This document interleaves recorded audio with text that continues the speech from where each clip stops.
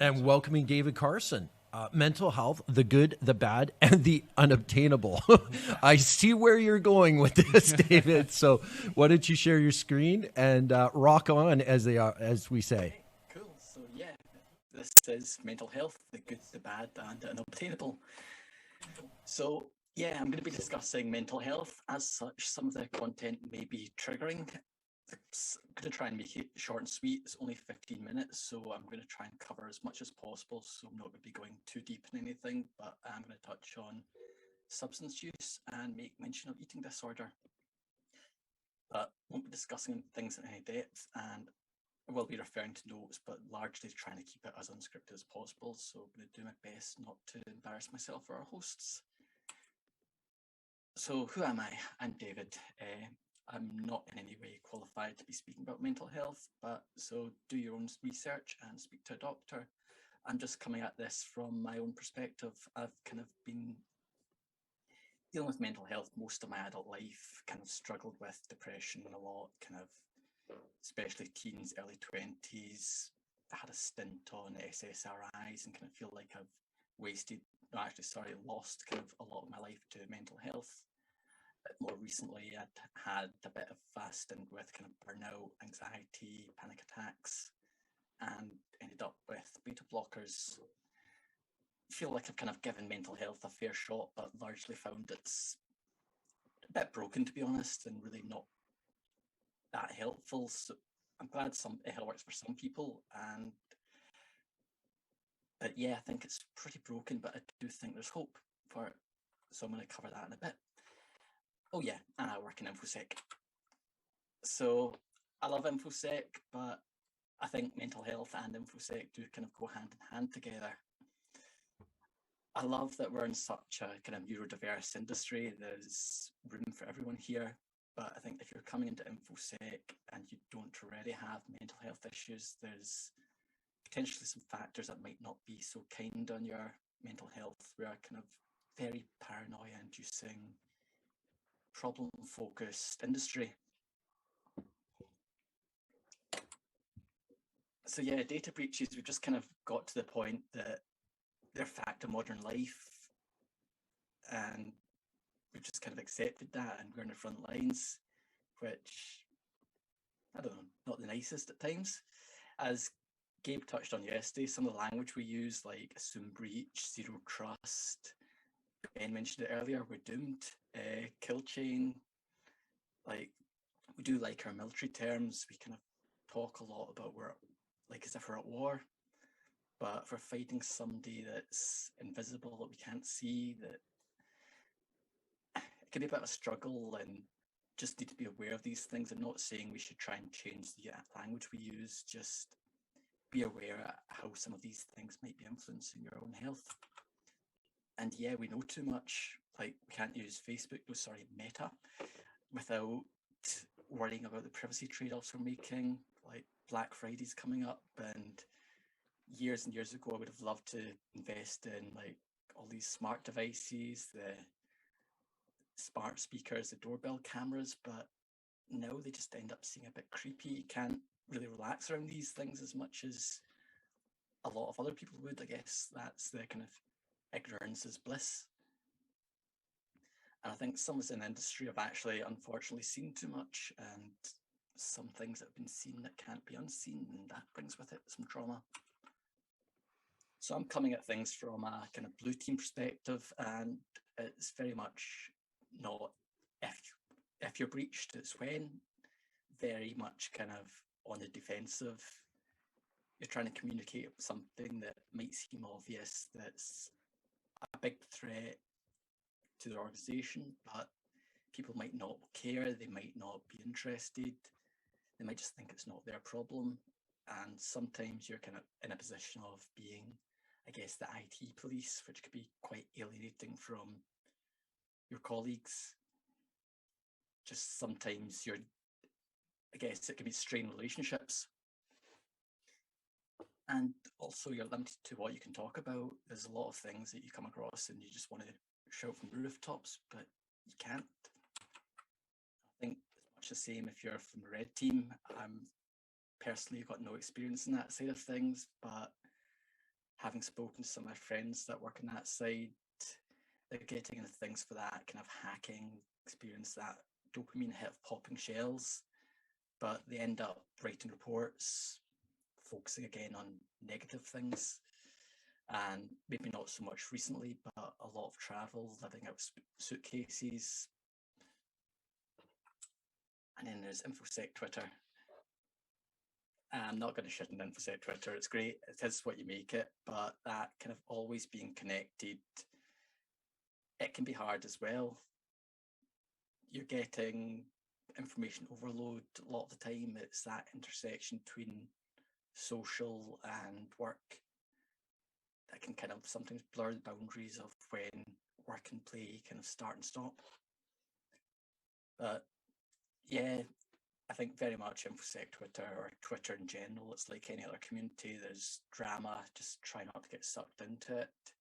Use the mute list, use the block list, and focus on the things you like. It's actually relatively recently I reached out on Twitter just saying I'm not okay, and I was actually kind of blown away with some of the reactions I got and the messages of support I got. Like people that I didn't even realize were on radar reaching out saying, I'm here if you ever want to chat. It's great. So just be wary and take breaks and don't overindulge. And speaking of overindulging, I think most of us do see that sister. It could be a glass of wine after work. It could be a beer. It could be even like.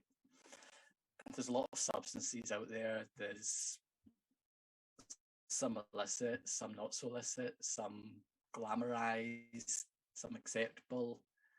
I think just be wary of how these things are influencing you and kind of your energy levels. If you've already got mental health issues, energy can often be a factor. So if you're taking something, or I guess doing something that's messing with your energy levels, just be aware of it.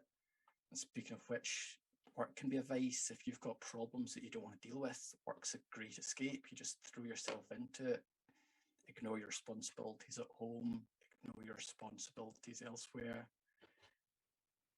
Forget about your own mental health. Just plunge into work. It's not healthy. Don't do it. Set boundaries. Take a break. Use holidays. But I'm not going to tell you what all these things that you already know. Like, we all know you should be healthy, get exercise, these kind of things. But it can often be easier said than done. Like, there's people out there just physically not able to do a lot of the exercise that would be recommended to them. I've tried to get into running. I've done my knee in. It's talking to people. Sometimes if you've spent a lot of time masking your issues, it could be really hard to kind of break through that mask. And yeah, it's not that easy, but there's hope. And yeah, that's not really hope. That's just headlines. That's apologies to our international audience. But yeah, I saw this last week and I thought, yeah, progress. So I thought I'd put it in here because I want to talk about some of the kind of amazing research that's being done in the space of psychedelics. So like Johns Hopkins University in the States, they've done some really amazing work around depression, palliative care and cancer patients, helping people stop smoking. Really, that what they've done could be a 45-minute talk by itself. So I just check them out. One of the highlights is a depression study where after one treatment, 54% of their patients were in remission a month later. And if you've been on SSRIs, you'll know that a month later, you're just trying to find your new baseline, never mind feeling better. So this is the treatment room for Imperial College in London, who are actually just now currently recruiting for a psilocybin study on anorexia. And I just thought it was quite an interesting feature there because a big part of the psychedelics, how they're being used, is about your mindset going into these things and the setting you're taking them. So you can see the room's quite new age, it's not quite in clinical, and I think that presents a bit of a challenge for some of our regulatory framework, because how do you account for crystal salt lamps and forest murals in the walls? So Imperial are actually doing some really amazing research as well. They're looking into using DMT to treat depression. They've done self-blinding citizen science studies on microdosing, which is taking a sub-perceptive amount of substance. And actually Stanford are now teaching an introduction to psychedelic medicine, which I think shows kind of the direction that mental health is heading. But it's not just Stanford, it's not just London Imperial, it's all over the world. There's King's College in London again, there's Cairo University in Egypt, Seoul National Hospital in South Korea. There's even the Catholic University of the Sacred Heart in Italy. And if you're in the UK, you can actually now get paid for ketamine therapy on the NHS, which is shows how the times are changing. Just if you're suffering from like alcoholism, PTSD, depression, anxiety, I'm not saying go experiment, just look into some of the studies that are going on. There's a lot of these studies being recruited for, and it's using substances that have largely been demonized, like MDMA, ketamine, mushrooms, psilocybin, DMT, that kind of thing. So it's 2021. What can we do just now? The days are getting shorter, at least in this part of the world. It's dark, it's rainy, seasonal kind of disorders start taking over. So just remember to take a break from your screen, get some hobbies that aren't computer related, IT related, take vitamin D for many reasons, and get outside. So actually, when I was researching this subject matter for this talk, I've always felt that getting outside, it's one thing wandering around in a city, but getting in touch with nature is really beneficial. And it turns out there's studies that prove that. I've got no clue how I'm doing on time, so I'm not going to get too much into depth because there's some other stuff I want to cover. But yeah, basically a Japanese study showed that wandering about the forest will lower cortisol, it will lower your pulse rate, you'll lower your blood pressure, and really do your world of good. But I think the thing that's helped me most has probably been this man. This man has probably done more for me than a doctor, and he's actually done a lot to kind of challenge medical science. If you don't know who he is, he's Wim Hof. He's a Dutch kind of breathing practitioner, I guess. He's taken a lot from kind of Hinduism and other cultures to develop his own kind of breathing and kind of cold exposure methodology, I guess. And some of his work's actually rewritten textbooks that's showing that human body can, or basically it's trained volunteers to control their own immune systems under lab conditions. So I got into his breath work after noticing some benefits in, I guess, friends and family who've done it. And my partner actually says she notices difference if I skip a day. So this is how I start most of my days. It's breath work. There's a few different ways you can do it. I personally started with the Wim Hof YouTube channel, where he takes you through basically taking 30 to 40 deep breaths.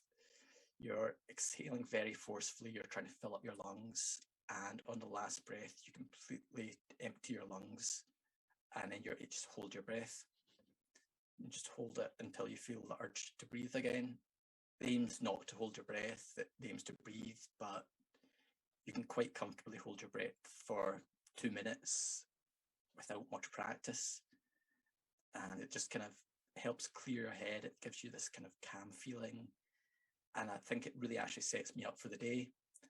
So 3 pictures there, and one is YouTube video, one is the Wim Hof app, which I'm currently using, that's a paid for subscription, and the other is the free from Breathe app, which probably going to use once the subscription for the official Wim Hof app expires. But yeah, give it a shot. There's actually a lot of physical conditions this can really benefit as well, so I'd recommend looking into it and give it a shot one morning, and I think it hopefully help. I find it really sets me up for the day and gives me a nice calm feeling. But yeah, thank you very much. And I guess we all have habits that on mental health, so if you've got one takeaway, just make sure the good ones outweigh the bad. And thank you for listening. Thank you very much. That is genuinely well needed. The best InfoSec advice I've ever heard. Yeah. Hands down. Thanks, man. Yeah. Yeah, that was great. Yeah, that was great. Yeah, if anyone has any questions in the chat for David, you can catch him on the if you want to, you can catch him on the Discord. I'm sure he'll be hanging around there. But if you see David around, buy him a pint. He's an awesome guy. I owe him about 20, 30. I think the tab's up to about 40 now. I think the key point here is that there isn't anybody watching this, including the people in this studio, that won't benefit from everything that you've said. Yeah, it's universally important information, and the comments are just flooding in about it on the Twitch. So yeah, I think that was fantastic, absolutely brilliant. Yeah, fabulous. Yeah, no, thanks, David. Thanks, David. All right, brilliant. Thank you very much. Cheers.